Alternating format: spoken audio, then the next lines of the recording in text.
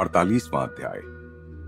एंसिनीटस, California में। आपके लिए एक आश्चर्य है गुरुदेव, आप जब अमेरिका से बाहर थे तब हमने एंसिनीटस के इस आश्रम का निर्माण करवा लिया।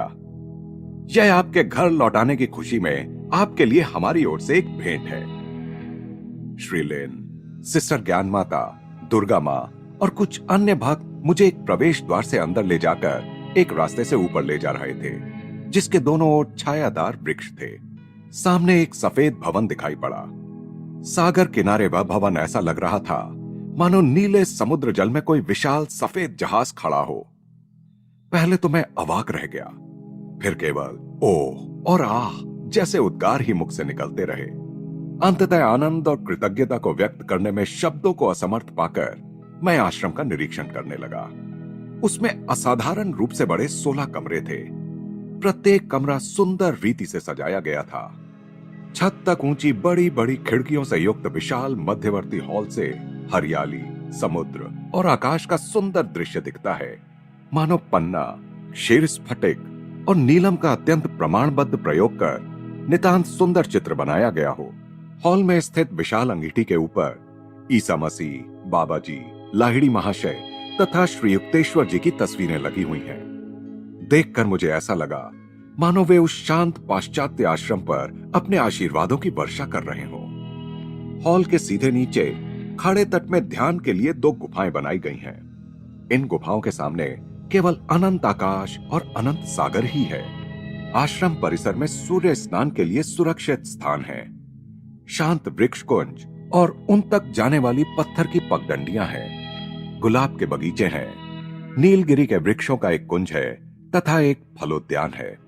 ईश्वर करे कि संतों की महान और वीर आत्माएं यहाँ आएं और हमारे साथ सदा यहाँ रहकर पृथ्वी के समान सरल और आकाश के समान दूर तक पहुंचने वाले अपने आशीर्वादों से हमें कृतार्थ करें। आश्रम के एक दरवाजे पर मनुष्य के निवास स्थान के लिए ज़ेंड अवस्था में दी गई यह प्रार्थना लटकाई हुई है। कैलिफोर्निया के एंसिनीटस ग्राम में यह विस्तृत आश्रम श्री जेम्स जे लिन की ओर से सेल्फ रियलाइजेशन फेलोशिप के लिए उपहार है। श्री लिन 1932 में क्रिया योग की दीक्षा लेने के बाद से निष्ठावान क्रिया योगी रहे हैं। अंतहीन जिम्मेदारियां संभालने वाले अमेरिकन उद्योगपति होते हुए भी श्री लिन को प्रतिदिन लंबे एवं गहरे क्रिया योग ध्यान के लिए समय मिल जाता है। वे विशाल तेल उद्योगों के तथा संसार की सबसे बड़ी अग्नि बीमा कंपनी के मालिक हैं। इस प्रकार का संतुलित जीवन जीते हुए उन्होंने समाधि में अविचल शांति प्राप्त कर ली है। मैं जब भारत और यूरोप में था, यानी जून 1935 से अक्टूबर 1936 तक, तब श्री लिन ने कैलिफोर्निया से मेरे साथ पत्र व्यवहार करने वाले लोगों से मिलकर एक प्रेमपूर्ण षड्यंत्र रचा कि एंसिनीटस आश्रम के निर्माण का कोई समाचार मुझ तक न पहुंच पाए। कितना सुखद आश्चर्य था यह। पहले कई बार सागर तट पर एक छोटा सा आश्रम बनाने के लिए जगह की तलाश करते हुए मैंने कैलिफोर्निया का पूरा सागर किनारा छान डाला था। जब भी मुझे कोई योग्य स्थान मिलता तब उसमें कोई ना कोई बाधा आती और मेरी योजना धरी की धरी रह जाती। आज एंसिनीटस में कई एकड़ भूमि पर बने इस आश्रम पर दृष्टि फेरते हुए श्री युक्तेश्वर जी की बहुत पहले की हुई भविष्यवाणी की पूर्ति मुझे नजर आ रही थी। सागर तट पर आश्रम। कुछ महीनों बाद 1937 के ईस्टर के दिन मैंने वहां की हरियाली पर ईस्टर सूर्योदय कालीन ध्यान का आयोजन किया, जो बाद में भी प्रतिवर्ष चलता रहा। कई सौ शिष्य प्राचीन ऋषियों की भांति श्रद्धा और भक्ति के साथ उस दिन नित्य घटित होने वाले चमत्कार को निहार रहे थे। पूर्वाकाश में सूर्य का जागना, पश्चिम में अपनी गरजती आवाज में स्तुति करता प्रशांत महासागर और उसमें दूर कहीं अपना पाल फैलाए चल रही नाव, आकाश में उड़ान भरता एक अकेला समुद्री पक्षी। ईसा, सचमुच तुम्हारा पुनरुत्थान हो चुका है। केवल ईस्टर के सूर्य के साथ ही नहीं, बल्कि ब्रह्म की अनंत प्रभात में। अनेक सुखद महीने बीत गए। एंसिनीटस के परिपूर्ण सौंदर्य के परिवेश में बहुत दिनों से मन में जिसकी योजना बना रहा था, वह कार्य अर्थात कॉस्मिक चैंट्स की रचना मैंने कर दी। अनेक भारतीय गीतों को अंग्रेजी शब्दों और पाश्चात्य संगीत में ढाला। इनमें शामिल हैं शंकराचार्य का चिदानंद रूप शिवोहम शिवोहम संस्कृत, ब्रह्मानंदम परम सुखदम टैगोर का कौन है मेरे मंदिर में। इनके अलावा मेरे अपने भी अनेक गीत इसमें हैं, जैसे मैं तेरा हमेशा, in the land beyond my dreams, मैंने तुझे दी आत्मा की पुकार, come listen to my soul song तथा शांति मंदिर में। गीतों की इस पुस्तक की प्रस्तावना में मैंने पूर्वी गीतों पर पाश्चात्यों की प्रतिक्रिया के अपने प्रथम असाधारण अनुभव का वर्णन किया है, जो 18 अप्रैल 1926 को न्यूयॉर्क के कार्नेगी हॉल में एक सार्वजनिक व्याख्यान के अवसर पर घटित हुआ था। 17 अप्रैल को मैंने एक अमेरिकन शिष्य श्री ऑल्विन हंसिकर को बताया था, मैं श्रोताओं से एक पुराना हिंदू भजन हे हरि सुंदर अपने साथ गाने के लिए कहने का विचार कर रहा हूं। श्री हंसिकर ने यह कहते हुए मेरे विचार पर संदेह प्रकट किया था कि पूर्वी गीत आसानी से अमेरिकन लोगों की समझ में नहीं आ सकते। मैंने कहा था, संगीत सार्वभौमिक भाषा है।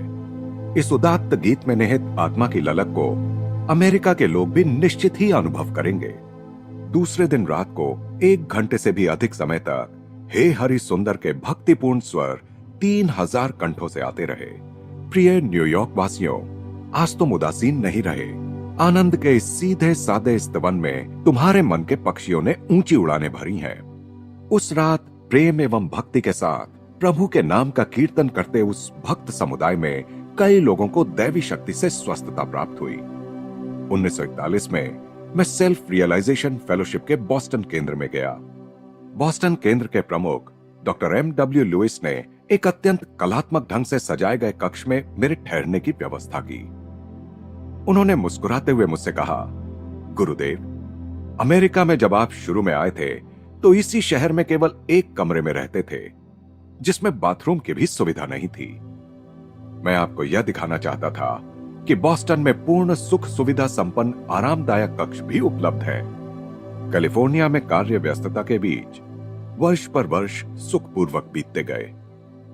1937 में एंसिनीटस में एक सेल्फ रियलाइजेशन फेलोशिप कॉलोनी की स्थापना की गई। इस कॉलोनी में शिष्यों को सेल्फ रियलाइजेशन फेलोशिप के आदर्शों के अनुसार विविध गतिविधियों द्वारा प्रशिक्षित किया जाता है। यहाँ एंसिनीटस और लॉस एंजलिस के केंद्रों में रहने वाले लोगों के लिए फल एवं सब्जियां उगाई जाती हैं।